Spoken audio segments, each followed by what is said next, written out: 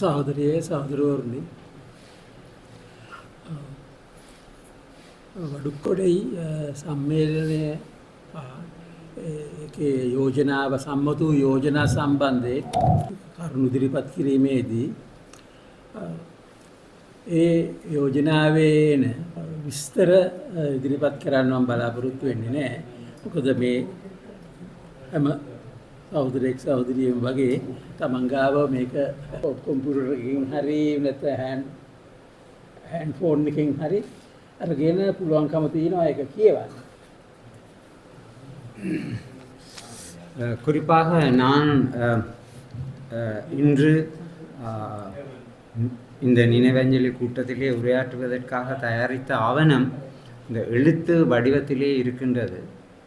ஆகவே அந்த எழுத்து வடிவத்தில் உள்ள விஷயத்தை குறிப்பாக இந்த வட்டுக்கோட்டை தீர்மானங்கள் இந்த தீர்மானம் உங்கள் எல்லோருக்கும் தெரியும்.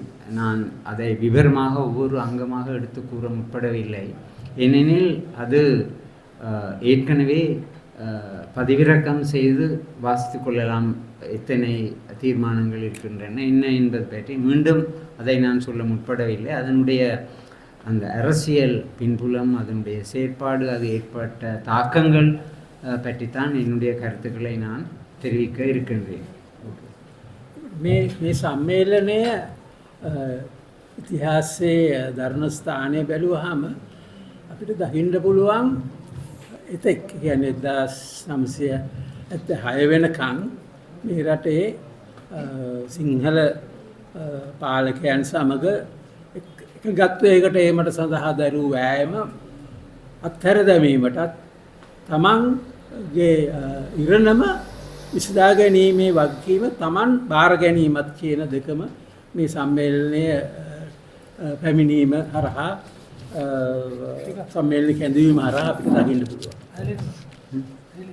குறிப்பாக நாங்கள் இந்த வட்டுக்கோட்டை தீர்மானங்களை எடுத்து நோக்குகின்ற போது 1976 ஆண்டு வரை தமிழ் மக்களினுடைய பிரதிநிதிகள் இலங்கையில் உள்ள சிங்கள ஆளும் வர்க்கத்தோடு ஏதோ ஒரு வகையில் இணக்கத்தோடு செயற்பட முடியும் என்று அவர்கள் கருதி அந்த இணக்கப்பாட்டுடன் தான் அவர்கள் செயற்பட்டார்கள். ஆனால் 1976 ஆண்டு இந்த வட்டுக்கோட்டை தீர்மானத்துடன் அத்தகைய இணக்கப்பாட்டுடன் எம்மால் செயற்பட முடியாது என்ற அந்த கருத்தையும் இந்த தீர்மானத்தோடு அவர்கள் வெளிப்படுத்தி இருக்கின்றார்கள் என்பதையும் நாம் புரிந்து கொள்ள வேண்டும். විශේෂයෙන් බණ්ඩාරනායක චෙල්ලනායකම කිවිසුමත් ඊට පස්සේ ඩඩ්ලි සේනානායක චෙල්ලනායක කිවිසුමත් කියන ඒවා සිංහල ඒවා පිළි අරගෙන එකඟත්වයන්ට ඇවිල්ලා ඒවා ක්‍රියාත්මක කිරීම මුළුමනින්ම සිංහල පාලකයන් විසින් අත්හැර දැමීම නැත්නම් පාවා දෙනු ලැබීම වැදගත් හේතුවක් දෙමළ පක්ෂ සියල්ලම එකට එකතු වෙලා දෙමළ එක්සත් පෙරමුණ ගොඩනැගීම. குறிப்பாக நாம் எல்லோரும் அறிந்த வகையிலே இப்போ பண்டா செல்வா ஒப்பந்தம் ஏற்படுகிறது, டட்லி செல்வா ஒப்பந்தம் ஏற்படுகின்றது. ஆகவே இந்த இரண்டு ஒப்பந்தங்களையும் நாங்கள் பின்னோக்கி பார்க்கின்ற போது அதாவது சிங்கள ஆளும் வர்க்கத்தோடு ஏதோ ஒரு இணக்கப்பாட்டுடன் செயற்பட முடியும் என்ற நம்பிக்கையில்தான் இந்த உடன்படிக்கைகளில் அவர்கள் கைச்சாத்திட்டார்கள். ஆனால் அந்த உடன்படிக்கை கிழித்தெறியப்பட்ட பின்பு அந்த உடன்படிக்கைகள் நடைமுறைப்படுத்த முடியாத ஒரு சிக்கலான ஒரு சூழ்நிலை ஏற்பட்ட பின்புதான் தமிழ் தரப்பில் இருந்து எல்லோரும் தமிழர் பிரதிநிதிகள் இணைந்து இந்த 1976 ஆண்டு இந்த வட்டுக்கோட்டை தீர்மானம் ஒரு தீர்மானத்தில் கையெழுத்திட்டு முயற்சித்தார்கள். ஆனால் அதுவும் தோல்வி கண்டது என்பதையும் நாம் மீள எண்ணி பார்க்க வேண்டும். මේ සමුළුව කැඳ වෙන වෙලාව වෙනකොට දෙමළ ජනතාව සංවිධානාත්මකව අරගලකාරී ලෙස ඉතාම ශක්තිමත් තැනක හිටියේ. ஆகவே இந்த இணக்கப்பாடு ஏற்படுகின்ற இந்த காலகட்டத்தில், அதாவது இந்த உடன்படிக்கை கைச்சாத்திடப்படுகின்ற காலகட்டத்தை எடுத்து பார்க்கின்ற போது இலங்கையில் வாழ்கின்ற குறிப்பாக வடக்கு கிழக்கு மாகாணங்களில் வாழ்கின்ற தமிழ் மக்கள் அவர்களுடைய பிரதிநிதிகள் தங்களுடைய உரிமைக்கான போராட்டத்தில் ஒரு வலுவான சக்தி வாய்ந்த ஒரு நிலைமையில் செயற்பட்டார்கள் என்பதையும் நாம் மறக்க முடியாது. එනිසා මේ සිංහල පාලකයන් සමග ගනුදෙනු අමාර කරලා අපි ස්වන්තීර්ණ අයිතිය මත නැගී සිටලා දෙමළ ඊළාමයේ ගොඩනැගීමෙන් මෙහා පැත්තේ කිසිසේත්ම දෙමළ ජනතාවට නිදහසක් විමුක්තියක් ලබා ගන්න බැරි බව තමයි මේකෙදි තහවුරු කරේ මේ සම්මේලනයේ. ஆகவே இந்த 2 உடன்படிக்கைகளும் சேர்ந்த நிலையில்தான் தமிழ் மக்களுடைய பிரதிநிதிகள் தீர்மானிக்கின்றார்கள். இந்த சிங்கள தலைவர்களோடு நாங்கள் இனிமேலும் இந்த கொடுக்கல் வாங்கலை நம்பிக்கையோடு நாங்கள் செயற்பட முடியாது. எனவே தமிழ் மக்கள் தமது விதியை தாமே ஆராய்ந்து செயற்பட வேண்டும். எனவே அந்த வகையிலே தான் இந்த சுயநிர்ணய உரிமை என்ற விடயத்தை மிகவும் அழுத்தமான முறையிலே வலியுறுத்தி அவர்கள் இந்த தீர்மானத்தை மேற்கொள்கின்றார்கள். මේ සම්මේලනයේට සතියක පමණ පෙරදී TUF එක TULF හැටියට ලිබරේෂන් ෆ්‍රන්ට් කියන විදිහට නම වර්ධනය කළා. LTT එක නව කොටි සංවිධානය යටතේ එකත් ලිබරේෂන් ටයිගර්ස් කියන විදිහට නම වෙනස් කරා. ඒ ලිබරේෂන් කියන එක දෙමළ ජනතාවගේ විමුක්ති අරගලය තුළ ස්ථානගත වීමත් මේ සම්මේලනයේ ආසන්නයේ සිදුවීම වැදගත් කාරණා. ஆகவே இந்த வட்டுக்கோட்டை தீர்மானம் எடுத்த இந்த மாநாட்டுக்கு முன்பு கிட்டத்தட்ட ஒரு வாரத்திற்கு முன்பு தான் ஏற்கனவே தமிழர் ஐக்கிய முன்னணி என்ற அமைப்பு தமிழர் விடுதலை கூட்டணி அல்லது TULF என்ற பெயர் மாற்றம் பெறுகிறது. அதே போல் இந்த விடுதலை புலிகள் அமைப்பை பொறுத்தவரையிலும் அவர்கள் அந்த LTT லிபரேஷன் டைப் த தமிழ் டைகர்ஸ் என்ற ஈழம் என்ற அந்த நிலையிலே அவர்களுடைய பெயரையும் அவர்கள் மாற்றிக்கொள்கின்றார்கள். எனவே இந்த லிபரேஷன் விடுதலை என்ற அந்த செயற்பாடு அல்லது அந்த சுற்றாடல் இந்த காலகட்டத்தில்தான் வலியுறுத்தப்படுகிறது என்பதையும் நாம் සින්දික වන්න. දැන් ඒ දැවන්ත ශක්තියක් තුළ ගොඩනැගුණු මේ සම්මේලනයේ යෝජනාව සම්බන්ධයෙන් අපි අද සාකච්ඡා කරන්නේ ඒ දැවන්ත ව්‍යාපාරයක් ලෝක බලවතුන් සමග එක් වෙලා යකඩෙන් හා ලෙයින් විනාශ කරාට පස්සේ විසිරුණු තත්ත්වයක් යටතේ තමයි අපි මේ ශක්තිමත් යුගයේ ගොඩනැගිච්ච අදහස් සාකච්ඡාවට ගන්න. அப்போ எங்களுடைய வரலாற்றில் ஒரு காலகட்டத்தில் மிகவும் சக்தி வாய்ந்த ஒரு அமைப்பாக அல்லது ஒரு கூட்டு செயற்பாடு கொண்ட ஒரு அமைப்பாக இருந்த ஒரு அமைப்பு ஒரு 30 ஆண்டு கால யுத்தத்தை மேற்கொண்டு அந்த யுத்தம் தோல்வி கண்டு இருக்கின்ற ஒரு சூழ்நிலையில் தான் இன்று அதை பற்றி நாங்கள் மீள சிந்திக்கின்றோம். குறிப்பாக உலகத்தில் உள்ள மிகவும் பலம் வாய்ந்த சக்திகள் தங்களுடைய ஆயுதங்களாலும் இரும்பினாலும் உதிரத்தினாலும் இந்த போராட்டத்தை அவர்கள் தோல்வி காண செய்தார்கள் என்பதையும் நாங்கள் மறந்துவிட முடியாது. පරාජයන් කවදාවත් සත්‍ය නිමා කරන්නේ නැහැ. ආක්ස්වාදී ව්‍යාපාරය, විප්ලවාදී ව්‍යාපාරයන් ලංකාවේ අද වෙනකොට ඉතාමත්ම අමාරු තත්ත්වයට පත් වෙලා තිබෙනවා. මේ බිඳවැටීම් මේ යුද්ධ භීෂණය දෙමළ ජනතාව පමණක් නෙමෙයි ඒ හා සමානව සමහිතත් වැඩියේ බලපෑවේ සිංහල සමාජයට. මොකද විශේෂයෙන් සිංහල සමාජයේ ප්‍රජාතන්ත්‍රීය බලවේගය වෙන කම්කරුපන්ති බහුතරයත් මේ යුද්ධවාදයට යට වෙලා ක්‍රියාත්මක වීම. ඒ නිසා විප්ලවාදී ව්‍යාපාරය ඉතාම දරුණු හුදකලාවකට පත් වුණා. குறிப்பாக இந்த போரின் போது இந்த ஏற்பட்ட இந்த தோல்வியானது வெறுமனே இடதுசாரிகளுக்கும் அல்லது மார்க்சியவாதிகளுக்கும் ஏற்பட்ட ஒரு தோல்வி என்று நாம் கூற முடியாது. ஏனெனில் இந்த யுத்தத்தின் முடிவோடு ஏற்பட்ட இந்த பயங்கரவாத தன்மை சிங்கள மக்களையும் பாரிய அளவில் பாதித்திருக்கிறது. ஏனெனில் இந்த ஜனநாயக உரிமைகள் என்று அதை எடுத்துக்கொண்டாலும் அல்லது தொழிற்சங்கத்துறையை எடுத்துக்கொண்டாலும் அல்லது இந்த புரட்சிகரமான இயக்கங்களினுடைய செயற்பாட்டை நாம் எடுத்துக்கொண்டாலும் மிகவும் ஒரு நசுக்கப்பட்ட ஒடுக்கப்பட்ட ஒரு சூழ்நிலையில் தான் நாம் எல்லோரும் இன்று எங்களுடைய வாழ்க்கையை முன்னெடுக்கின்றோம். එහෙම කියලා අපි මාක්ස්වාදය අත්හැර දානවා. මාක්ස්වාදීන් කියන අදහස මාක්ස්වාදීන් කියන හඳුන්වා ගැනීම අපි නොතකා හරිනවා. පරාජය වුණා කියලා. පරාජය වුණේ මාක්ස්වාදයෙන් නෙමෙයි. පරාජය වුණේ මාක්ස්වාදී ස්ථාවරයන් නෙමෙයි. පරාජය වුණේ ඒ ස්ථාවරයන් මත පෙනී සිටලා ජාතිවාදී යුදවාදී බලවේග පරාජය කරන්න අසමත් වෙච්ච මේ රටේ විප්ලවාදී ව්‍යාපාර හා ඒ ආශ්‍රිතව තිබිච්ච பிரஜாதந்திரிய வியாபாரம். ஆகவே இந்த சூழ்நிலையில் மார்க்சிசம் தோல்வியடைந்தது என்று நாம் சொல்ல முடியாது.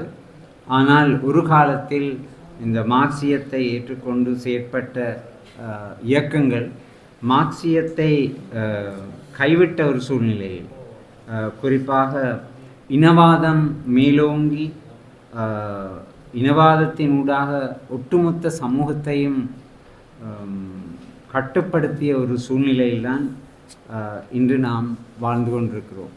එතකොට අපි මේ වඩුක්කොඩේ රිසොලූෂන් එක දිහා බලන්නේ මාක්ස්වාදී දෘෂ්ටි කෝණයෙන්මයි. වෙනස් විදිහකට. ஆகவே இந்த வட்டுக்கோட்டை தீர்மானங்களை நாம் நோக்குகின்ற போது ஒரு மார்க்சிய கண்ணோட்டத்துடன் தான் அதனை அணுக வேண்டி இருக்கிறது. ඒකේ පළවෙනි කාරණා තමයි පරාජය. තිබුණ ජනතාව සංවිධානාත්මකව හා ජීවිත හැටි ලැබුණු දැවැන්ත පරාජයන් කිසිසේත්ම වඩුක්කොඩේ සම්මේලනයේ රෙසොලූෂන් එක පරාජය වීමට හේතුවක් නෙමෙයි. இந்த யுத்தத்தின் பின்னர் தமிழ் மக்கள் மிகவும் வேதனைகளையும் துன்பங்களையும் இழப்புகளையும் அவர்கள் காண வேண்டி ஏற்பட்டது. அந்த போராட்டத்தில் அவர்கள் தோல்வி கண்டிருக்கின்றார்கள். ஆனால் அந்த வட்டுக்கோட்டை தீர்மானங்கள் தோல்வி அடைந்ததாக நாங்கள் இதன் மூலம் கருத முடியாது. ஏனெனில் இந்த போரில் தோல்வி கண்டார்களே உடைய இந்த வட்டுக்கோட்டை தீர்மானங்களில் உள்ள உள்ளடக்கத்தில் அவர்கள் தோல்வி அடைந்தார்கள் என்று நாம் கூற முடியாது. ඒ නිසා අපි මාක්ස්වාදයේ වගේම දෙමළ ජනතාවගේ විමුක්ති අරගලයේදී ඉදිරියට අරගලයේ යලි ඉදිරියට ගෙන යාම සඳහා යලි එක්සත් භාවයන් නැති කරගෙන ඉදිරියට යාම සඳහා වඩුක්කොඩේ සම්මේලනයේ ඉදිරිපත් කරපු ඉදිරි දර්ශනය පර්ස්පෙක්ටිව් එක ඉතාම වැදගත් කොට සලකලා සාකච්ඡාවට ගන්න සහෝදරු ඉදිරිපත් වෙයි කියලා අපි විශ්වාස කරනවා. எனவே இந்த விடுதலை போரில் தமிழ் மக்கள் தோல்வி அடைந்தாலும் கூட அது மார்க்சியத்தினுடைய தோல்வி அல்ல. எனவே இந்த நிகழ்கால சூழ்நிலைகளை சரியாக அணுகி சரியாக ஆராய்ந்து சரியாக பகுப்பாய்வு செய்து உழைக்கும் மக்களை ஒன்றிணைத்து ஐக்கியத்துடன் நாங்கள் ஏற்கனவே இந்த வட்டுக்கோட்டை தீர்மானங்களின் மூலம் எடுத்த அந்த தொலைநோக்குடைய அந்த கோட்பாடுகளை நாங்கள் அமுலாக்குவதற்கு அல்ல செயற்படுத்துவதற்கு நாங்கள் முற்பட வேண்டும் என்றுதான் நான் கருதுகிறேன். එතකොට මේ රිසොලූෂන් එක තුල තිබෙනවා තුල මම දැක්ක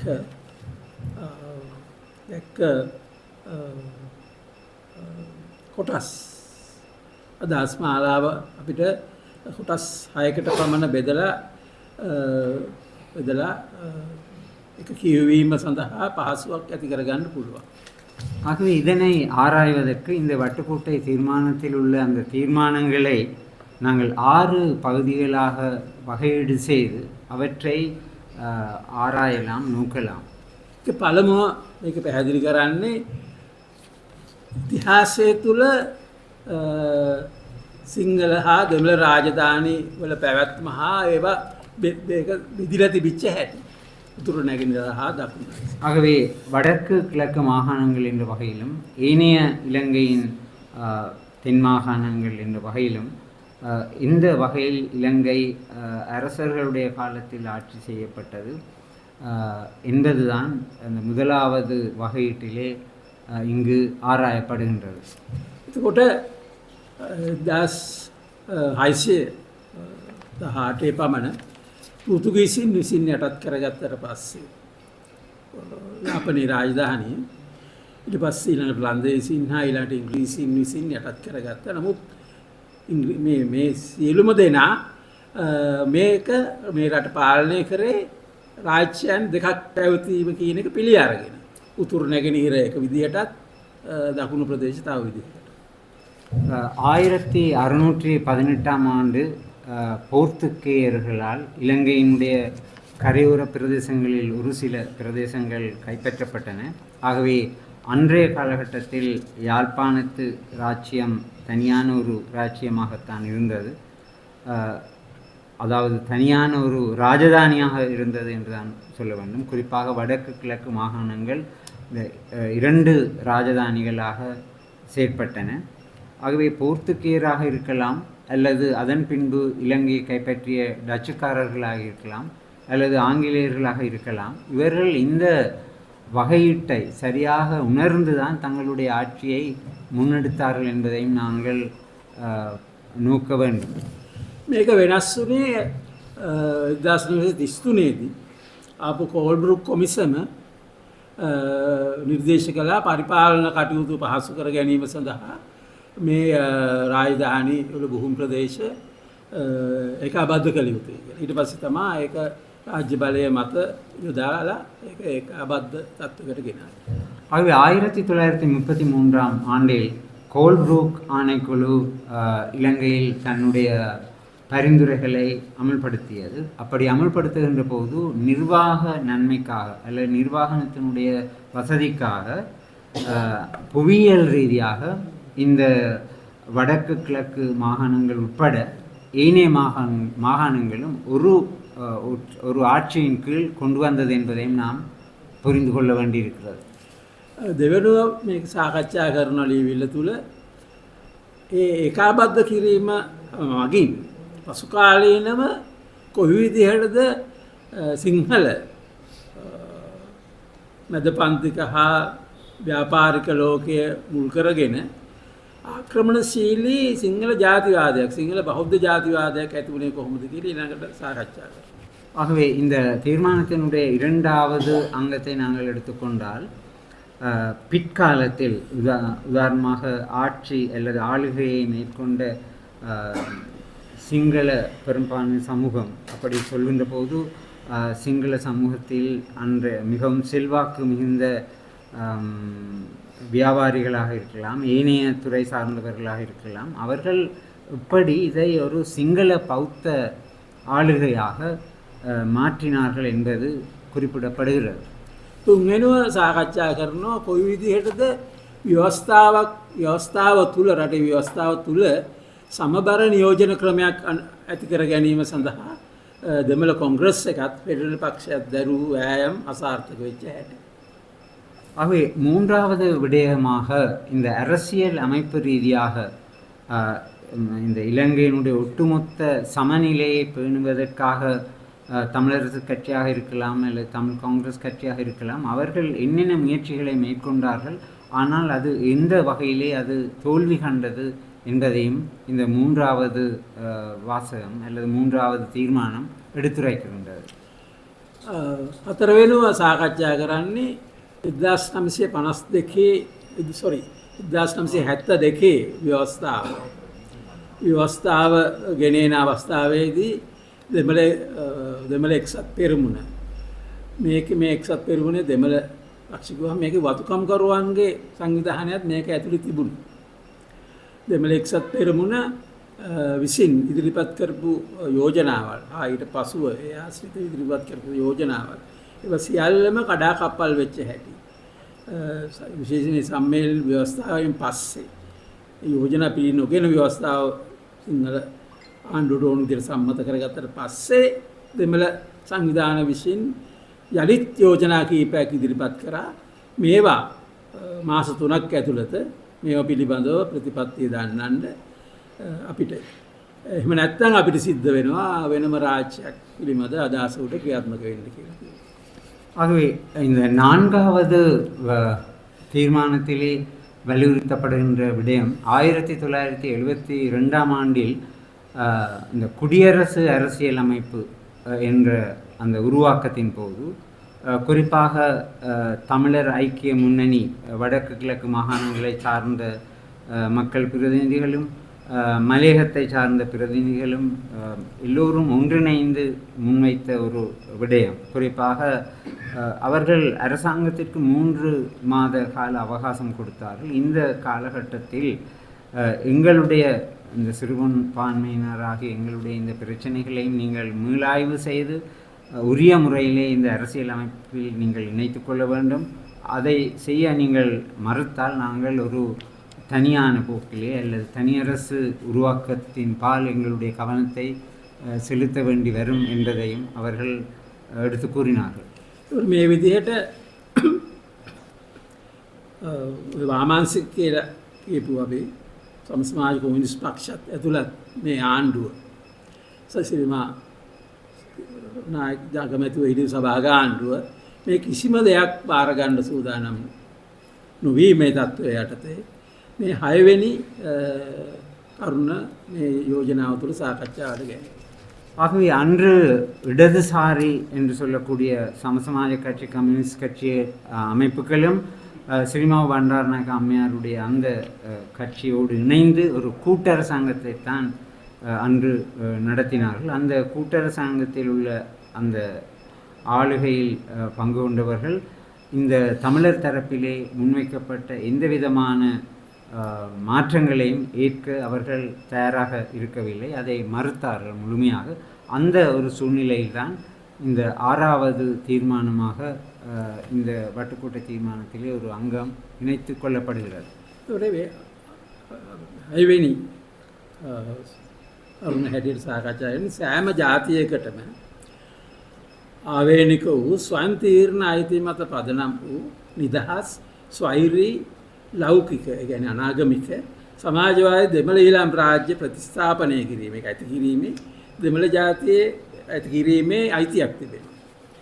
ஆகவே இந்த சூழ்நிலையில்தான் இந்த சகல இனங்களையும் இணைத்து கொண்டு சகல இனங்களுக்கும் சமத்துவம் வழங்கக்கூடிய வகையிலே சகல இனங்களுக்கும் இருக்கக்கூடிய சுயநிர்ணய உரிமையை அங்கீகரித்து, அதாவது சுயநிர்ணய உரிமை என்று சொல்கின்ற போது அவர்களுடைய சுதந்திரம், அவர்களுடைய இறையாண்மை, அவர்களுக்கு இருக்கக்கூடிய அந்த மதச்சார்பற்ற அந்த நிலைப்பாடு, இவை அனைத்தையும் இணைத்து கொண்ட ஒரு தமிழீழம் என்ற அந்த ஒரு நிலைப்பாட்டை எடுக்க வேண்டி வரும் என்பதையும் இந்த தீர்மானத்திலே அவர்கள் வலியுறுத்துகின்றார்கள். ඒකට දෙමළ ජාතියේ පැවැත්ම සුරක්ෂිත කරන්න නම් මේ ලෙස ක්‍රියා කිරීම වළක්වන්න බැරි දෙයක් බවට පත්ව තිබෙන බව තමයි සම්මේලනයේ නියම කළේ. ஆகவே இந்த மாநாட்டின் போது தமிழ் தேசியத்தினுடைய இந்த உரிமைகளை பாதுகாப்பதாக இருந்தால் இந்த வழிமுறை தவிர வேறு வழிமுறை எங்களுக்கு கிடையாது என்பதை அவர்கள் அந்த தீர்மானத்தினூடாக வலியுறுத்தினார்கள். ඇත්තටම මේ 6වෙනි එක හැටියට මම ඉදිරිපත් කරපු තිබෙනා වූ අදහස් ගත්තාම මේ සමාජ කොමියුනිස්ට් පක්ෂ හා මේ රටේ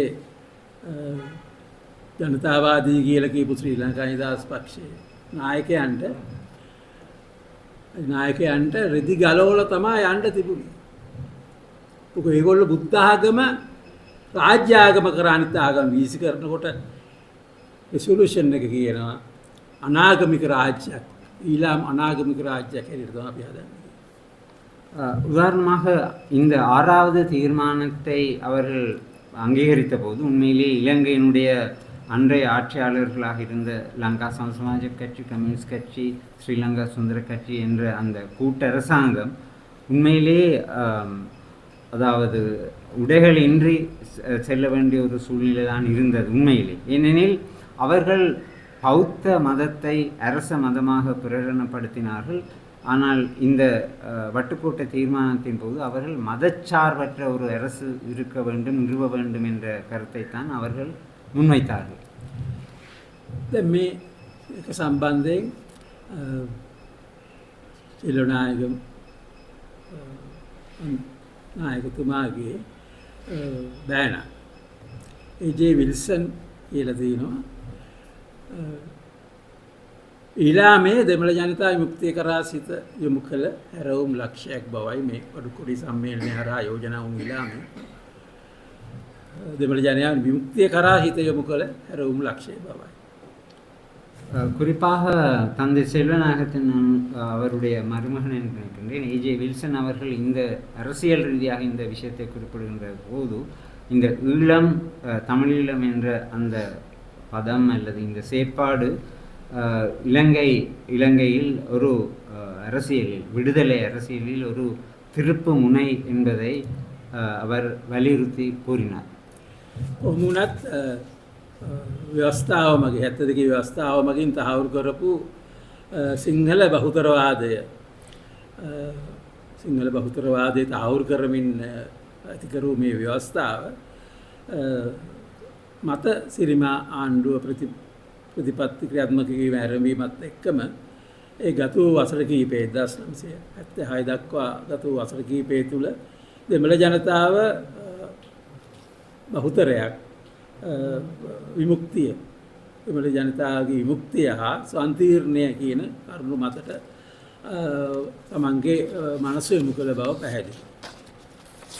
1972ஆம் ஆண்டு சிங்கள பெரும்பான்மை பலத்தை பயன்படுத்தி சிரிமாவோ அம்மையாரினுடைய தலைமைத்துவத்தின் கீழ் இந்த புதிய குடியரசு அரசியலமைப்பு அங்கீகரிக்கப்பட்ட பின்பு 76ஆம் ஆண்டு வரை உண்மையிலே தமிழ் மக்கள் மத்தியிலே இந்த விடுதலை உணர்வு சுயநிர்ணய உரிமை ஆகிய இந்த இரண்டு விடயங்களும் செல்வாக்கு செலுத்தின என்று கூற வேண்டும்.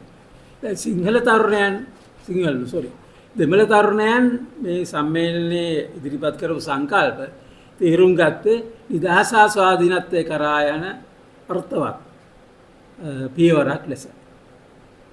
உண்மையிலே தமிழ் இளைஞர்கள் அன்றைய யுகத்திலே வாழ்ந்த தமிழ் இளைஞர்கள் தமிழ் மக்கள் ஒரு சுதந்திரமான சுயநிர்ணய உரிமை கொண்டவர்களாக வாழ வேண்டும், அவருடைய வாழ்க்கை அமைய வேண்டும் என்ற கொள்கையில்தான் அவர்கள் மிகவும் பற்றுறுதி மிக்கவர்களாக அந்த காலகட்டத்தில் இருந்தார்கள். තමන්ගේ ජීවන මට්ටම් ජීවන රටාවල් වැඩි දියුණු කළ හැකි එකම මාර්ගය ඒක විදිහට තමයි ඒගොල්ලෝ දැක්කේ. ஆகவே அவர்களுடைய வாழ்க்கை முறையை மாற்றிக்கொள்ளக்கூடிய ஒரே செயற்பாடு இதுவாகத்தான் அமைய முடியும் என்றும் அவர்கள் கருதினார்கள். ඔවුන් තවදුරටත් සිංහල දේශපාලනඥයන්ගේ අනුකම්පාව මත ජීවත් වීම කියන එක බලාපොරොත්තු වුණේ නැහැ. ஆகவே அந்த இளைஞர்கள் சிங்கள அரசியல்வாதிகளினுடைய அனுதாபத்துடன் தொடர்ந்தும் இந்த நாட்டில் வாழ முடியும் என்று அவர்கள் கருதவில்லை. තව එකක් කියන්න ඕනේ මේ යෝජනාව තුලම ඉල්ලා සිටීමක් තිබෙනවා. පොදුවේ දෙමළ ජනතාවත් විශේෂයෙන් දෙමළ තරුණයන් නිදහස සඳහා වන මේ පූජනීය සටනට තමන් මුළුමනින්ම ඇතුල් වන ලෙස. அதே போல் இந்த தீர்மானத்தில் அமைந்த இன்னுமொரு விடயம்தான் தமிழ் இளைஞர்கள் இந்த மிகவும் முக்கியத்துவம் வாய்ந்த பெருமதியான விழுமியங்கள் மிக்க இந்த தீர்மானங்களோடு தமிழ் இளைஞர்கள் ஒன்றிணைய வேண்டும் என்ற கோரிக்கை மறுபுறம் அமைந்திருந்தது. දෙමළ ඊරාන් ස්වෛරී සමාජවාදී රාජ්‍යයක ඉලක්කය කරා ළඟා වෙන තුරු පසුබට නොවන ලෙසත් මේක ආරාධනා කරලා තිබෙනවා. ஆகவே சுயநிர்ணயம் கொண்ட அந்த சுதந்திரம் இறைமை என்ற விடயங்கள் உள்ளடக்கிய இந்த ஆட்சி அமைப்பை அடையும் வரை தமிழ் இளைஞர்கள் செயற்பட வேண்டும் என்பதும் இங்கு சுட்டிக்காட்டப்பட்டதோடு வலியுறுத்தவும் பட்டது. මෙතෙන්දී තව කරුණක් එකතු කරන්න වෙනවා. සාමාන්‍යයෙන් අදහස් වුණේ චෙල්ලනායකගේ නායකත්වයෙන් තිබෙන ෆෙඩරල් පක්ෂයට අවශ්‍ය වුණේ දෙමළ භාෂාව රාජ්‍ය භාෂාවක් වන ෆෙඩරල් රාජ්‍යයක් කියන එක තමයි එයාගේ අවස්ථාවේ කියලා තමයි තිබිච්ච පුදු අදහස ඒ වෙනකම්. ஆகவே அதுவரை நிலவிய பொதுவான கருத்து என்னவென்றால் தந்தை செல்வாவினுடைய கருத்துக்களையும் எடுத்து பார்க்கின்ற போது இலங்கையில் தமிழ் மொழியும் ஒரு அரசகர்ம மொழியாக இருக்க வேண்டும், அதே நேரத்தில் ஒரு சமஷ்டி முறையிலான ஆட்சி அமைப்பு இங்கு நிலைநாட்டப்பட வேண்டும் என்ற இந்த விடயங்கள் தான் அதிலே உள்ளடக்கப்பட்டிருந்தது. නමුත් ඒක සිංහල නායකයන් සමග ගනුදෙනුවෙන් ලබා ගන්න බැරි එකක් බව ඉතිහාසය මගින් තහවුරු කර තිබෙන බව පිළිගත් බව සෙල්නායක පිළිගත් බව අපිට ඊළඟට දකින්න පුළුවන්. அடுத்ததாக இந்த கோரிக்கையை அல்லது இந்த வேட்கையை சிங்கள பெரும்பான்மை ஆட்சியாளர்கள் மூலம் அதை பெற முடியாது, அந்த கொடுக்கல் வாங்கலை இவர்களோடு செய்ய முடியாது, வரலாற்று ரீதியாக இதைத்தான் நாங்கள் கற்றுக்கொண்டிருக்கின்றோம் என்பதும் மறுபுறம் வலியுறுத்தப்பட்ட ஒரு விடயமாக அமைந்தது.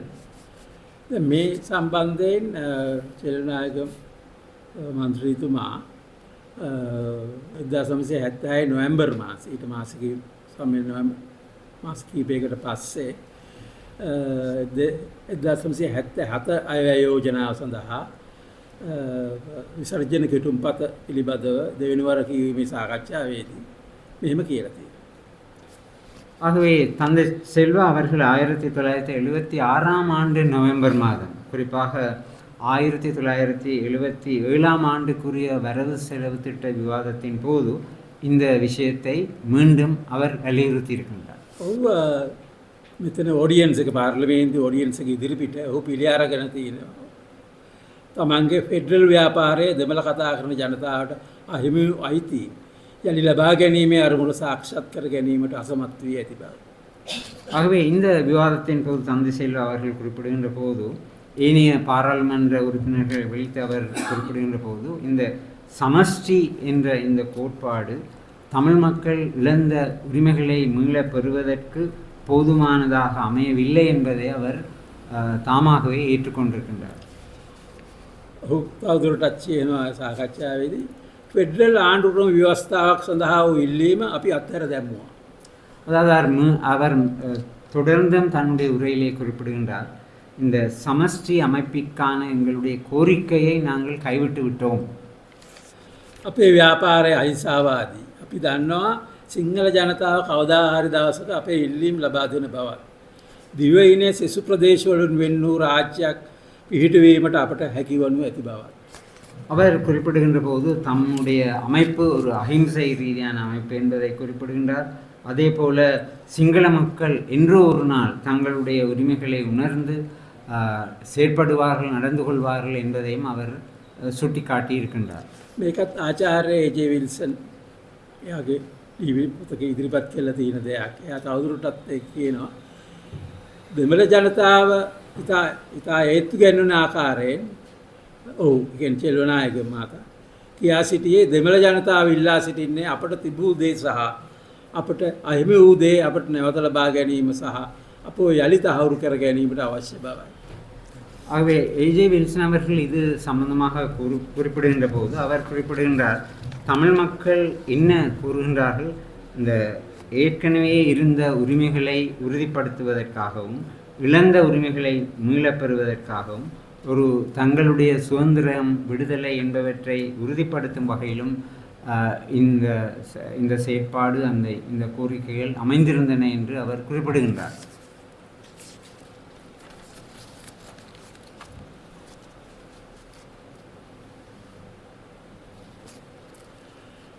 මේකේ තව වැදගත් කරුණක් තියෙනවා. මේ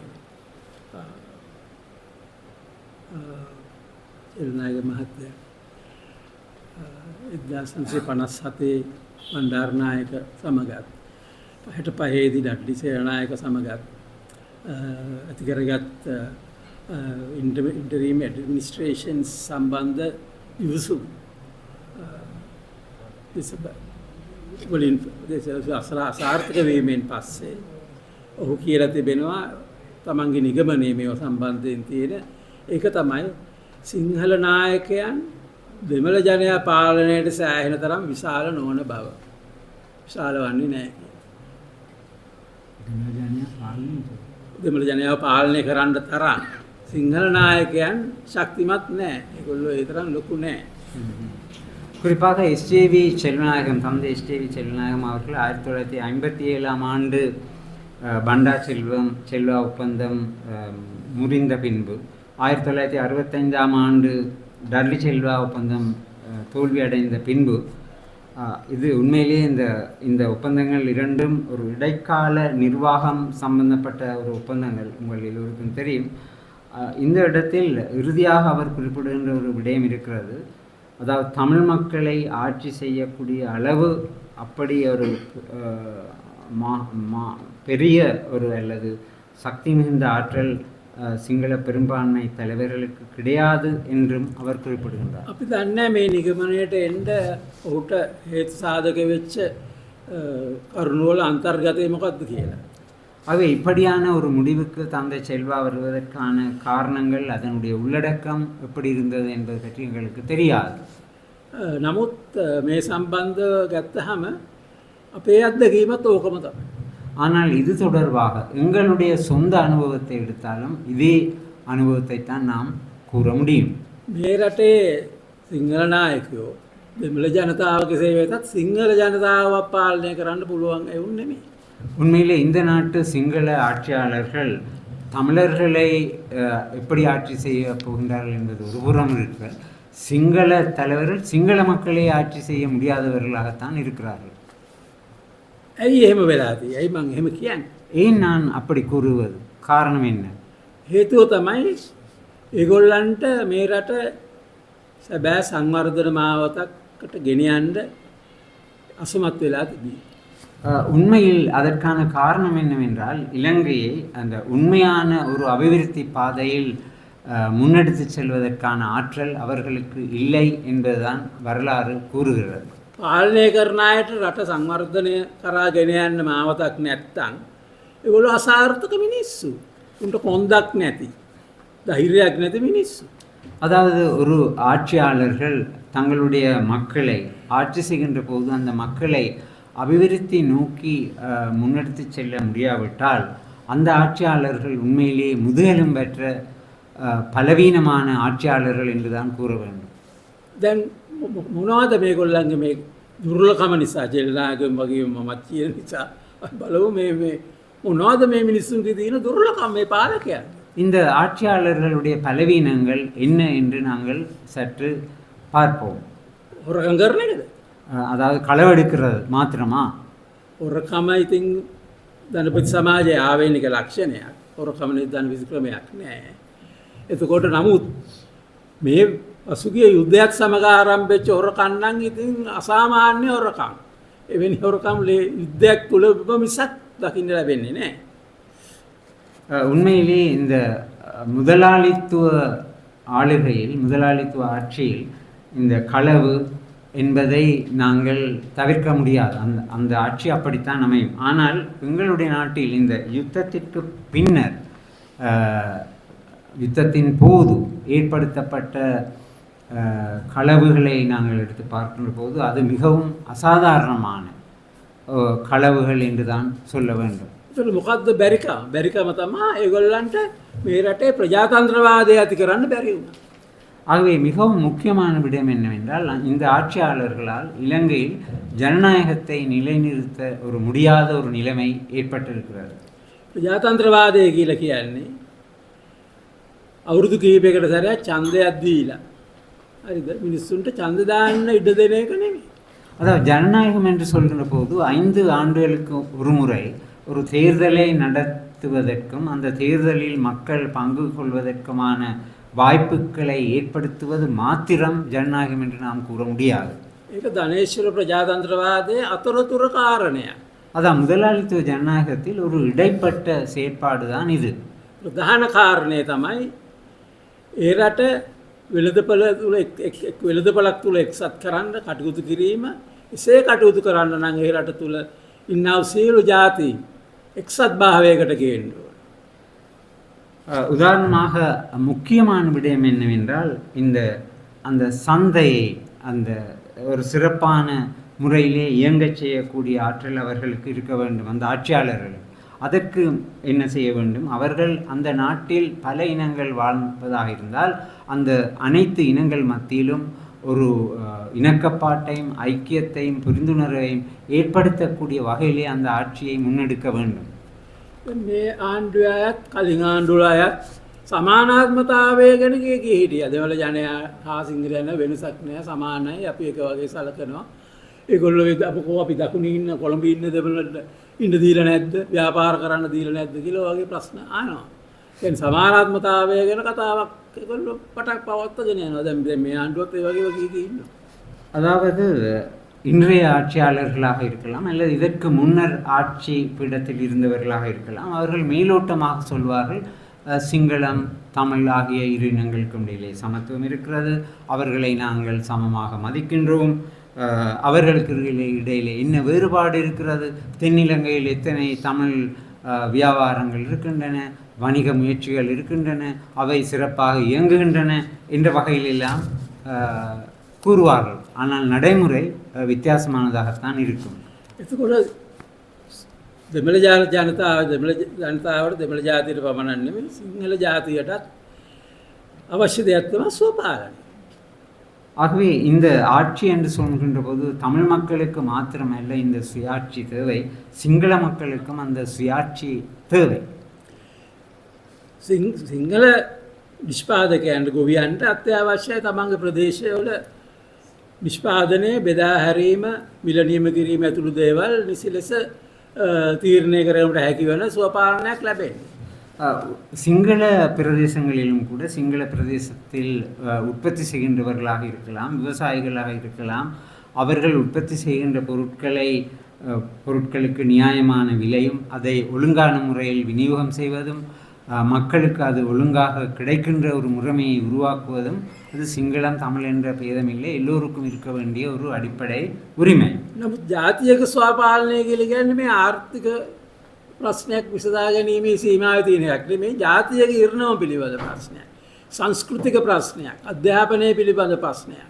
මේ සෑම දෙයක් පිළිබඳවම ස්වාධීනව තීරණ ඉස්සරහට යන්න පුළුවන්, වෙනත් ජාතියක බලහත්කාරයට යටත් වෙන්නේ නැති නිදහස් රාජ්‍යයක ජීවත් වෙන්න ඒ අයට අයිතිවාසිකමක් තිබෙනවා. ඒතකොට ඒගොල්ලෝ සෝපාලනය කියලා කියන්නේ ඒකට.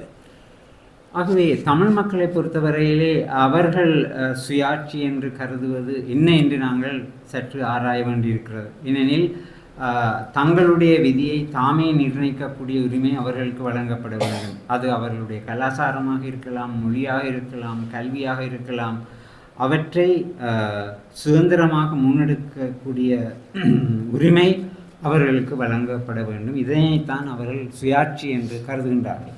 වෙනස් ස්වපාලනයක් පිළි අරගෙන ඒ සඳහා අවශ්‍ය ව්‍යවස්ථාපිත තත්ත්වයන් සාහවරු නොකර කිසිසේත්ම ජාතියක් එක්සත් කරන්න බෑ. එසේ එක්සත් කරන්න බැරි නම් සංවර්ධන මාවතක් හරි ගස්සන්න බෑ. කිසිසේත්ම බෑ. එදා වගේම අදත් බෑ, හෙටත් බෑ. ඔය මේ ආණ්ඩුව මොනවා කිව්වත් දෙමළ ජාතියේ අයිතිවාසිකම් දෙන්නේ නැතුව, දීලා එක්සත් වෙළඳපළක් හදන්නේ නැතුව සංවර්ධන මාවතක් හදන්න පුළුවන් කියලා හිතනවා නම් මේ රටින් එන සල්ලි වලින් විශ්වාස කවදාවත් කරන්න බැරි දෙයක්. බිල්ඩින් හද හැකි, හයිවේ හදත හැකි. දැන් මේසර වෙන් කරලා තියෙන්නේ බිලියන 400ක් හයිවේස් හදන්න. අදට තවත් මේ රටේ කැලෑවල් විනාශ කරලා සත්තුන් ජීවත් වෙන ප්‍රදේශ දෙකට බෙදලා ඊට පස්සේ කියයි තවත් මොක්කෝරේ සත්තු ප්‍රමාණයක් වැඩි වෙලා උංග මරන්න ඕනේ කියලා සංකල්පනයක් ඒවයි. විශ්ව உண்மையிலேயே இந்த அபிவிருத்தியை உரிய முறையிலே மேற்கொள்ளாமல் இந்த விடயத்தை சாத்தியப்படுத்த முடியாது. ஆகவே ஏற்கனவே குறிப்பிட்டது போல வெறுமனே கட்டிடங்களை உயர்ந்த பல மாடி கட்டிடங்களை அமைத்தோ அல்லது அதிவேக தெருக்களை அல்லது நெடுஞ்சாலைகளை அமைத்தோ எங்களுடைய காடுகளை வெட்டி அழித்து அந்த விவசாயத்தை ஒழித்து கட்டி அங்குள்ள விலங்குகளுக்கு சிக்கல்களை, பிரச்சனைகளை ஏற்படுத்தி பிறகு வனவிலங்குகளினுடைய எண்ணிக்கையை கணக்கெடுப்பதற்கான சில முயற்சிகளை மேற்கொள்வதன் ஊடாக இந்த அரசோ அல்லது எந்த அரசோ உண்மையான சுயாதீனத்தை இலங்கையில் கட்டியெழுப்பவோ நிறுவவோ முடியாது என்பதை நாம் புரிந்து கொள்ள வேண்டும். මේ විදිහට කිසිසේත්ම ජාති එක්සත් කරන්න බැරි අය බවට පත් වුණා පමණක් නෙමෙයි. මේගොල්ලන්ට පුළුවන් කමක් ලැබුණේ නැහැ. දෙවෙනි කරුණ හැටියට අපි ගත් පළවෙනි කරුණ ජාති එක්සත් කිරීම විරෝධ ප්‍රශ්නේ. දෙවෙනි කරුණ සමාජ සංවර්ධනයේ තියෙන වැදගත්ම ප්‍රශ්නේ හැටියට තියෙන්නේ කෘෂි කර්ම ශේක්ෂ්‍රයෙන් අතිරික්තයක් ගන්න පුළුවන් විදිහට ඒක සංවර්ධන තත්වයකට ගෙනීම. ஆகவே நாங்கள் முன்னம் பார்த்த விடயத்தை விட சற்று வித்தியாசமானது இந்த சமூக அபிவிருத்தி என்ற விடயம். இப்போ சமூக அபிவிருத்தி என்று சொல்கின்ற போது எங்களுடைய நாடு ஒரு விவசாய நாடாக இருக்கின்ற காரணத்தினால் விவசாயிகளினுடைய உழைப்பின் மூலமாக ஒரு மேலதிக உற்பத்தியை இந்த நாட்டிலே மேற்கொள்ள முடியாவிட்டால் நாங்கள் அந்த அபிவிருத்தி என்ற இலக்கை அடைய முடியாது. ஆகவே இந்த வெறுமனே வெளிநாடுகளிலிருந்து வரக்கூடிய அந்நிய செலாவணி என்று கூக்குரலிடுவதன் மூலம் மாத்திரம் அந்த பிரச்சனைக்கு உரிய தீர்வை காண முடியாது. දැන් මේ වඩුකොඩි සම්මේලනයේ යෝජනාවලියේ එක තිබෙනවා මම කිව්වා ව්‍යවස්ථා ඊළාම් රාජ්‍යයේ ව්‍යවස්ථා පදනම කොයි වැනිද කියලා තියෙනවා. உதாரணமாக இந்த வட்டுக்கோட்டை தீர்மானத்திலே இந்த தமிழீழ அரசினுடைய அரசியலமைப்பு எப்படி அமைய வேண்டும் என்பது பற்றியும் குறிப்பிடப்படுகிறது. ඒකට මේක එක වගන්තියක් තියෙනවා. ඒක තමයි අපි ස්වපාලනය ලබා ගත්තට පස්සේ ඒක මධ්‍යම පාලනයක් බවට පත් කරන්නේ නැහැ. ඒ ස්වපාලන ප්‍රදේශ බෙදා හරිනවා. ප්‍රදේශගතවත් ස්වපාලන සභාවල් හදලා ඒ ප්‍රදේශවල සංවර්ධන කටයුතු කෘෂිකාර්මික ඇතුළු මේ කටයුතු සඳහා තීරණ ගැනීම සඳහා දීවර කටයුතු ගැන තීරණ ගැනීම සඳහා ඒ නිෂ්පාදනය යෙදෙන්නන්ට ස්වපාලන සභාවල් හදලා බලය පවරනවා. ஆக அவர்கள் குறிப்பிடுகின்ற ஒரு விடயம் சுயாட்சி என்று நாம் கருதுகின்ற போது இந்த சுயாட்சி அமைப்பிலே இந்த ஆட்சி முறையை முழுமையாக நாங்கள் மத்தியத்துவப்படுத்த போவதில்லை. அந்தந்த பிரதேசங்களுக்கு சுயாட்சி வழங்கப்பட வேண்டும். அந்தந்த பிரதேசங்களில் உள்ள அபிவிருத்தி, விவசாயம், மீன்பிடி போன்ற துறைகளில் அந்த மக்களுடைய தேவை கருதி அல்லது அவர்களுடைய அபிலாஷைகளுக்கு ஏற்ப உற்பத்தியை முன்னெடுத்து செல்ல வேண்டும். அது ஒரு இடத்திலே மையப்படுத்தப்படக்கூடாது என்பதையும் அவர்கள் குறிப்பிடுகின்றார்கள். ඒක උතුරු නැගෙනහිර තිබිච්චත් වගේ තත්ත්වයක්. නමුත් දැන් දකුණේ කෘෂිකර්ම ක්ෂේත්‍රයේ සම්බන්ධව එවැනි ප්‍රජාතන්ත්‍රීය යෝජනාවක් නැහැ. ඒක සම්පූර්ණයෙන්ම මෝල් හිමියන්ට, ගබඩාකාරයන්ට, ප්‍රවාහනය කරන්නන්ට, තොගවෙලෙන්දන්ට ලාභය සඳහා ඒගොල්ලන්ගේ දඩබිමක් බවට පත් කරලා තියෙනවා. ගොවියට හම්බ වෙන කිසි මගුලක් නැහැ. මුළු පවුලම එකතු වෙලා නිෂ්පාදනය කරන්න සතුරු දන්නවා. කෘෂිකර්ම ක්ෂේත්‍රයේ ෆැමිලි එකම වැඩ කරන්න ඕනේ. කළා අන්තිමට අවුරුද්ද 6 මාස කන්න පුළුවන් ආදායමක් ලැබෙන්නේ නැහැ. ඔක්කොම මංගොල්ලෝ කනවා. මේ වර්ගයේ විසින් ඉතින් මේ වර්ගයත් එක්ක එකතු වෙලා ඉන්නවා රජයේ නිලධාරීන්. ඒ දෙගොල්ලොත් එක්ක එකතු වෙලා ඉන්නවා දේශපාලනඥයන්. මේ ඔක්කොම එකතු වෙලා නිෂ්පාදකයාගේ අතිරික්තය කොල්ල කනවා. ඉතින් කොහොමද ගමක් කෘෂිකර්මයක් දිනු කරන්නේ කොහොමද? කරන්න බෑ. இப்போ இது வடக்கு கிழக்கு மாகாணங்களுக்கு மாத்திரம் மட்டுப்படுத்தப்பட்ட ஒரு விடயம் அல்ல. இப்போ தென்னிலங்கையை நாங்கள் எடுத்துக்கொண்டாலும் தென்னிலங்கையில் உள்ள உற்பத்தி சாதனங்கள் விவசாயம் என்று வருகிற போது அந்த அவர்கள் விவசாயம் செய்கின்ற அந்த உற்பத்தி பொருளை யார் வாங்கக்கூடியதாக இருக்கிறது? அந்த குறிப்பிட்ட பிரதேசத்திலோ அல்லது வெளியிலே இருக்கக்கூடிய நெல் ஆலைகளுடைய முதலாளிகள் அதிலே ஒரு பங்குதாரர்களாக இருக்கிறார்கள். அவர்கள் சக்தி மிகுந்தவர்களாக இருக்கிறார்கள். போக்குவரத்து சாதனங்களை முன்னெடுத்து செல்கின்றவர்கள் இருக்கின்றார்கள். மொத்த வியாபாரிகள் இருக்கின்றார்கள். ஆனால் உங்கள் எல்லோருக்கும் தெரியும், ஒரு சாதாரண விவசாய குடும்பம் 6 மாத காலம் அல்லது 1 வருடம் எவ்வளவுதான் கடுமையாக உழைத்தாலும் அவர்களுக்கு இறுதியிலே கிடைப்பது ஒன்றுமில்லை. ஆகவே இப்படியான ஒரு சூழ்நிலையில் இன்னும் ஒரு சாரார் இருக்கின்றார்கள். இலங்கையில் அரச உத்தியோகத்தர்கள் என்ற ஒரு வர்க்கம் இருக்கிறது. ஆகவே அந்த வர்க்கமும் இந்த கொள்ளை அடிப்பவர்களுடன் கூட்டு சேர்ந்து இருக்கிறார்.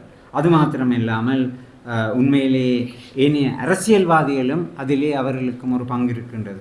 ஆகவே இப்படியான ஒரு நிலையில் எப்படி ஒரு நாட்டை அபிவிருத்தி செய்வது, முன்னேற்றுவது?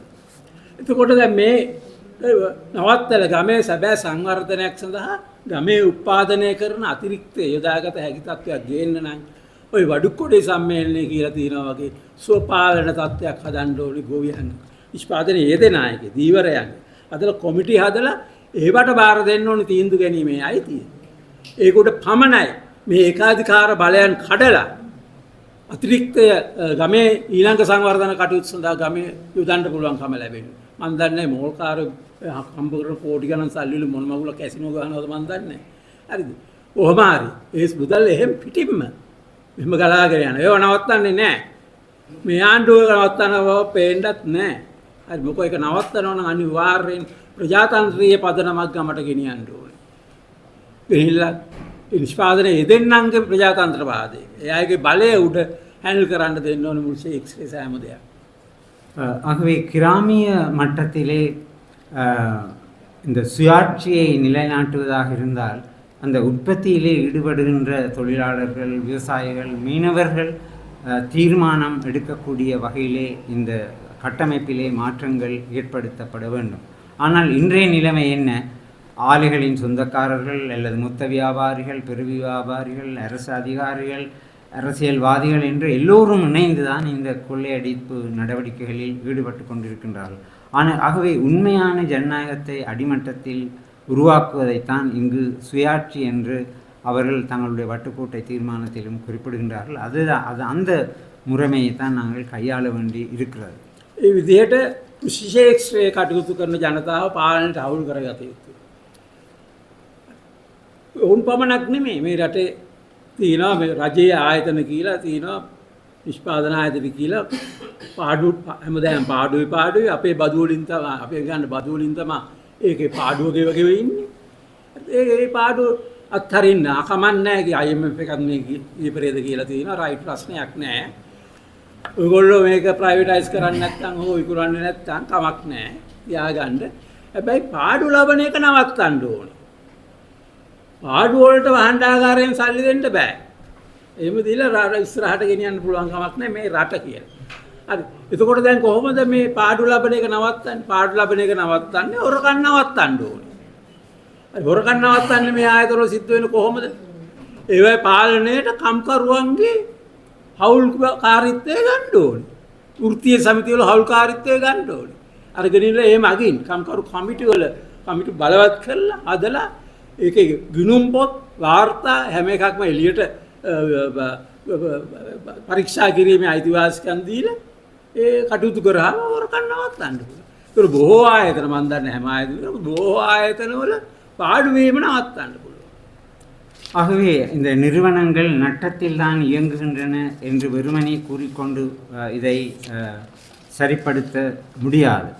இப்போ இலங்கையினுடைய அரசு நிறுவனங்கள் தொடர்ச்சியாக எப்போதும் நட்டத்தில் ஓடுகின்றன. நட்டம் என்று சொல்கின்றது. அண்மையில் கூட சர்வதேச நிதி நிறுவனம் குறிப்பிடுகின்றது, நீங்கள் உங்களுடைய சொத்துக்களை வெளிநாடுகளுக்கு விற்காவிட்டால் அது உங்களுடைய பிரச்சனை. ஆனால் பிரச்சனை என்னவென்றால் நட்டத்தை நிறுத்துவது எப்படி? இப்போ நட்டத்தை நிறுத்துவது எப்படி என்று சொன்னால் உண்மையிலேயே அந்த ஆட்சி அமைப்பிலே தொழிலாளர்கள், விவசாயிகள், இனி ஒடுக்கப்பட்ட மக்கள் அவர்கள் பங்கேற்கக்கூடிய வகையிலே சபைகளை அமைத்து அந்த சபைகளிலே அனைத்து விடயங்களும் வெளிப்படைத்தன்மை வாய்ந்த நிலையிலே முன்னேற்ற வேண்டும். அதனூடாகத்தான் ஒரு நாட்டிலே ஒரு சமூகத்திலே இந்த අභිවෘද්ධිயை நாங்கள் முன்னெடுத்து செல்ல முடியும். මේ විදිහට ගත්තාම දෙමළ ජනතාවට පමණක් නෙමෙයි සිංහල ජනතාවටත් විමුක්තිය පිළිබඳ ප්‍රශ්නයක් තිබෙනවා. ඒක මේ දෙමළ ජනතාවට තරම් බැරෑරුම් නෑ. මොකද දෙමළ ජනතාව පාගගෙන ඉන්නවා මේ බහුතරයක් විසින්. මේ බහුතරය සිංහල බහුතරය පාගගෙන ඉන්නවා ඒගොල්ලන්ගේම ව්‍යාපාරිකව මුදලාලිලා හරි මෝල්ලිමියෝ විසින් උංග පාගගෙන ඉන්නවා. ඒක බේර ගන්න දැනගන්න ඕනේ සිංහල ජනතාව. ඒකට සිංහල ජනතාවට ඒක බේර ගන්න පුළුවන් වෙන්නේ කොහොමද? දෙමළ ජනතාවගේ අරගලයත් එක්ක එකතු වෙලා. වෙන කිසිම විදියක් නැහැ. දෙමළ ජනතාවගේ අයිතිවාසිකම් දෙන තැනට ගෙනාවොත් හරිද? මේ රටේ සිංහල ජනතාවටත් විමුක්තිය ලබා ගත හැකියි. එක ජාතියකට සිංහල ජාතියේ බහුතරය කියලා ඒගොල්ලන්ට වෙනවම වැඩ කරගන්න පුළුවන් කමක් නැහැ. දැන් පේනවනේ බැරි බව. යුද්ධ කරලා දිනලා කිරිබත් කකා හිටියා. මොකද උනේ? ආර්ථිකෙත් නැහැ, අරකට නැහැ, මේකත් නැහැ. ලෝකෙට හිඟා කාකා ඇවිදිනවා තාම. ඒක ඉවර කරන්න බෑ. 2048 වෙනකොට තමයි ඔක ඉවර වෙන්නේ කියලා රනිල් කියලා තියෙනවා. මම ඒක මම දන්නේ නැහැ 48ද 88ද කියලා. මේ විදිහට කිව්වොත් කොහොම ඉවර කරන්න බෑ. මේ ප්‍රජාතන්ත්‍රීය වෙනස්කම් සෑම ශේක්ෂ්ත්‍රයකම කරන්න ඕන. ඒක ආරම්භ කරන්න ඕන දෙමළ ජනතාවගේ අයිතිවාසිකම් දීලා. එතකොට ඒකේ පදනම කරගන්න ඕනේ වඩුක්කොඩේ සම්මේලනයේ යෝජනාව. ඒක තමයි තියෙන්නේ. ඒතකොට ඒක උඩ දෙපළ ජනතාවගේ නායකත්වයන් කැඳවල කටයුතු කරන්න අවශ්‍යයි. එතකොට දැන් මේ නායකත්වයන් විසින් මේ ප්‍රශ්නේ දිහා අලුතෙන් බලන්න ඕනේ. බලලා ඉවර වෙලා එයාගේ අදහස් ඉදිරිපත් කරන්න ඕනේ. එයා කොයි විදිහටද නැගිටින ජනතාවත් සමග බද්ධ වෙමින් මේ අරගල ඉදිරියට ගෙනියන්න ලෑස්ති වෙන්න කියලා සාකච්ඡා කරන්න අවශ්‍යයි. කරලා ඉදිරියට යන්න සූදානම් වෙන්න ඕනේ. ඒකේ පදනම හැටියට තියෙන්නේ මේක. මේක තමයි ඒකේ ලියවිල්ල තමයි පදනම. මේ රිසොලූෂන් එක තමයි පදනම.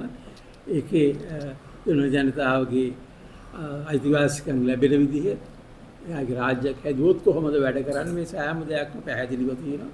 ඒතකොට ඒක සිංහල ජාතියටත් ඉතාමත් ආදර්ශමත් ලියවිල්ලක් හැටියට තියෙන්නේ. කොයි විදිහටද ප්‍රජාතන්ත්‍ර රාජ්‍යයක් හදන්නේ? අනාගමික රාජ්‍යයක් හදන්නේ? ප්‍රජාතන්ත්‍රවාදී මූලික පදනම අනාගමික ராஜ்யයක් තිබීම. ඒකවත් නැහැ.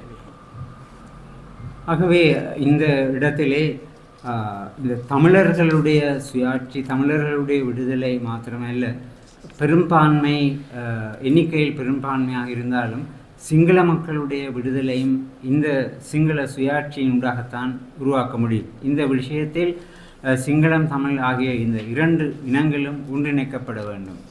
தமிழர்களுடைய உரிமைகளை பேணி பாதுகாப்பதோடு மாத்திரம் நின்றுவிடாமல் சிங்கள மக்களும் அந்த தமிழர்களுடைய போராட்டத்திற்கு முழுமையான ஆதரவு வழங்க வேண்டும்.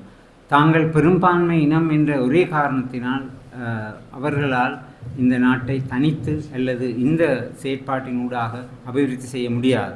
அப்படி செய்ய முடிந்தால் போர் நடக்கின்ற காலத்திலே போர் தான் எல்லாவற்றிற்கும் காரணம் என்று கூறிக்கொண்டிருந்து அவர்கள் போரில் மற்றைய பிரிவினரை அடக்கி ஒடுக்கிய பின்பு பால் சோறு உண்டார்கள். ஆனால் பொருளாதாரம் முற்றிலும் வீழ்ச்சி அடைந்தது. இன்றும் உலகத்திற்கு சென்று பிச்சை எடுக்க வேண்டிய, கையேந்த வேண்டிய ஒரு சூழ்நிலை இருக்கிறது. ஆகவே தமிழ் மக்களுடைய ஜனநாயக உரிமைகளை பாதுகாப்பதனூடாக சிங்கள மக்களுடைய உரிமைகளையும் பாதுகாக்க முடியும். எனவே இந்த வட்டுக்கோட்டை தீர்மானத்தை அடிப்படையாக கொண்டு இந்த கலந்துரையாடலை சிங்களம், தமிழ் ஆகிய அனைத்து மக்கள் மத்தியிலும் முன்னெடுத்து செல்ல வேண்டும். அதனூடாகத்தான் இலங்கையில் நாங்கள் ஒரு சுயாட்சியை, ජනනායකත්වයේ උරුවාக்க முடியும் என்று நான் கருதுகின்றேன். සහෝදරවරුනි, දැන් මේ සාකච්ඡාව මෙතකින් නිමා වෙන එකක් නෙමෙයි. ඒක ආරම්භයක් හැටියට සලකලා අද පවතින යථාර්ථයේ තුල මේ වෙලුක්කොඩේ සම්මේලන යෝජනාව තියලා ඒක මත ඉඳලා කොයි විදිහටද අපි මෙතන ඉස්සරහට යන්න කියන සාකච්ඡාව ආරම්භ කරන්න කියලා ඉල්ලා සිටමින් මම காலை அவசன் வகை கதா அவசன். ஆகவே இது ஒரு ஆரம்பம் மாத்திரமே. ஆகவே இந்த ஆரம்பத்தை அடிப்படையாக கொண்டு இந்த வட்டுக்கோட்டை தீர்மானங்களை நாம் மேலும் ஆழமாக ஆராய்ந்து எங்களுடைய நாட்டின் எதிர்காலத்தை எவ்வாறு நாங்கள் முன்னெடுத்து செல்ல வேண்டும் என்பது பற்றி சிந்திப்பதற்கான ஒரு தொடர் கலந்துரையாடலை முன்னெடுப்பதற்கு நாங்கள் திடசங்கல்பம் செய்வோம். வணக்கம், நன்றி.